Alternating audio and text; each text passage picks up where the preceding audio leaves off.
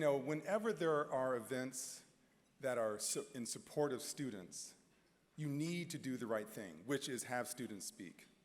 Whenever there are events that are in support of students, I never want to speak, because you hear a story, you hear someone like Travis, and I'm sure the other students we're going to hear from are going to leave us spellbound. And so I am grasping at straws trying to catch up. That's a good thing. So thank you for that challenge, Travis. And thank you in advance to all of the other people who are going to speak tonight. So I'm a historian by training, and I want to tell a story, that's what we do, about a young man who's, this is an older story, but younger than Travis is right now. Started college, sure of a path where he was going, and got lost. Sure he was going to be an orthopedic surgeon, and after 6 weeks, calculus reminded him he wasn't going to be an orthopedic surgeon, and switched career paths as a freshman, and wandered his way through college until stumbling upon a professor in his senior year who changed his life. This person became a mentor to him, and over the course of the year, this person and the professor really formed a bond. 6 weeks before graduation, this young man was still lost, had a year's plan together, but was lost. And this professor pulled him aside and said, "Have you thought about pursuing graduate school?" Student, no, that wasn't part of the plan. At least a doctorate, that is, wasn't part of the plan.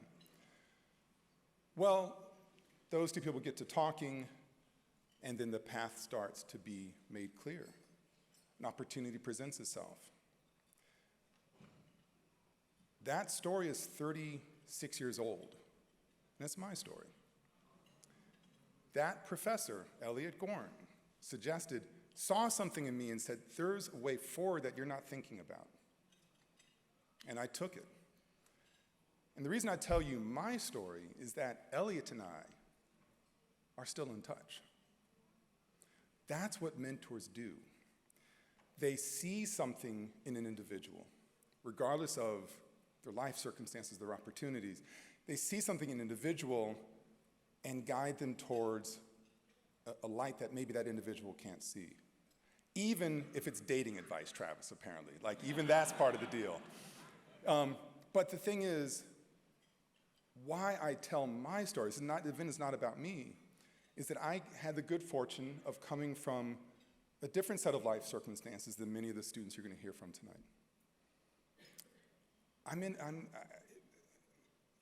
I'll just leave it at that. Very different life circumstances, coming from a college-going tradition in the family that goes back 4 generations.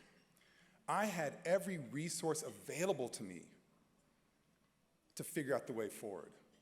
I had every material opportunity to have the freedom to take time to explore. And I was still lost and stumbled my way towards a mentor. He really caught me more than anything else.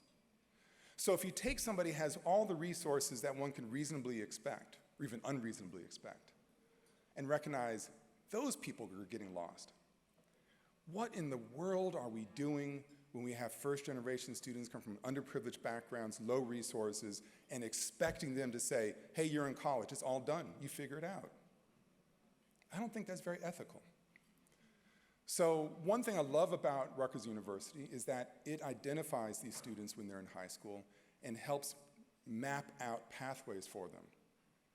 Now, I wish the university is filled with stories that Travis can tell, that Travis told to be for everybody. It's not the case, of course. We do the best that we can. But we need to find our way forward in this society where we develop the tools that mentors are identified to help out our students, regardless of circumstance, but particularly those from first-generation, low-resource backgrounds. It's an ethical issue. If we want our country to be better, and let's face it, we need it to be better. I don't care what your politics are, we need this country to be better. If we want it to be better, we better tap into the resources of a rising generation who may not have had college, maybe because their parents were busting their rear ends to make college an opportunity for them. If we don't reach down to help those students up, what are we doing? Really, what are we doing? America needs to find a better way forward. America needs to recognize the incredible human capital that we don't take advantage of to make our society more secure, healthier, happier, safer, more resilient. America needs to invest in the future in really inspiring ways. I'm not saying the country doesn't do this work, it needs to do more of it. America needs to feel it has a future it can be excited about. America needs to wake up optimistic and hopeful and certain that that future is within reach. And if we don't do the work to support these young, incredibly talented people, what are we doing? We're selling ourselves short.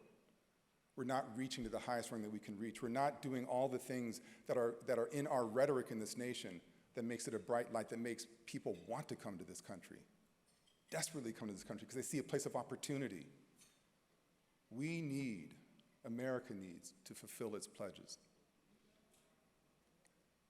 America needs these students. And America needs you. Thank you.